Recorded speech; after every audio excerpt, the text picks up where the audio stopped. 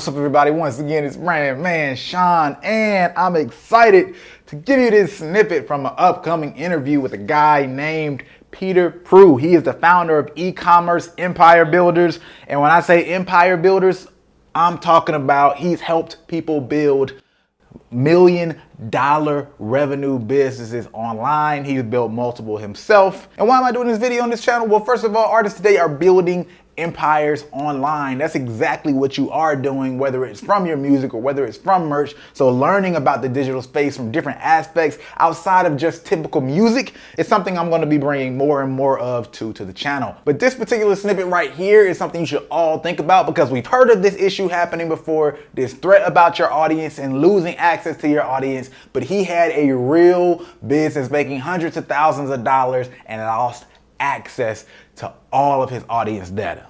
Exactly. You're exactly right. And that's exactly with Amazon. That's how we got screwed over with Amazon, right? Because we had some false claims made against what we were selling on Amazon, completely fake, but Amazon just banned us, right? It took us a year to get the account banned, account back from that point.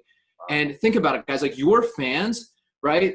They're your fans. Those customers on Amazon, those are my customers, but I never had that data, right? I wasn't able to do it. So when you're building your business, make sure, and the strategies we're gonna be talking about is gonna do this for you, but you need to pull them off of YouTube, pull these people off of your podcast, pull them off of Instagram, right? Create an asset for yourself. Now, I know some of you guys are gonna be like, oh, well, how do you do that? What do you mean pull it off? Well, for one, getting their email address, getting their contact information. A lot of people say that email marketing is dead. Nobody checks their emails anymore. Nope. But I can tell you, every business that I've ever had, right? Every business that I've ever had, the only tangible asset, something that you can take and put it on a USB drive and go wherever in the world, right? That email list is your most valuable possession, right? It doesn't matter, guys. The reason, for example, your best friend, let's say he emails you, right? You're going to open it, right? Yep. Right? You're going to open it. Same thing goes for us. It's the relationship you have with the people on your email list. They should be excited to open your email, right? And you should be providing valuable content for them or new music or whatever it is that you're putting out to them, A part of that. So, and that's a great point, because one, I even did a video on this probably a couple of weeks ago, just the fact that no, email lists are not dead. Even if you look at the percentages of my traditional email openings or people I've worked with, it's on par or even greater a lot of times than how many people see your Instagram post, right? Mm-hmm. So that's one thing. But the second part is, you said they should be excited to open your emails. That's up to you, mm-hmm. Right? You shouldn't be spamming your audience, and that you create the circumstance on whether they're not opening your particular emails or not. There's a lot of emails that I scroll right past, but there's some people who email me and I'm like, let me check this. Yeah, exactly. And the thing is, I actually just had this conversation with somebody earlier today, is think about it. Okay, so let's say email, open rates, they're all low, right? A lot of people don't open their emails anymore. It's fine, right? But you have to think about your fans, your customers, your potential customers. Think about different people, how they consume things. For instance, I have a YouTube channel, right? It's not huge, but I have a YouTube channel, right? I also have a podcast, right? I have people that listen to my podcast that have never, ever, ever been on my YouTube channel. Right? I have people that are on my Instagram that have never been on my podcast or my YouTube. I have people on my email list that have never been on any of those things. People consume content differently. So you're never going to be able to reach 100% of your audience that you have.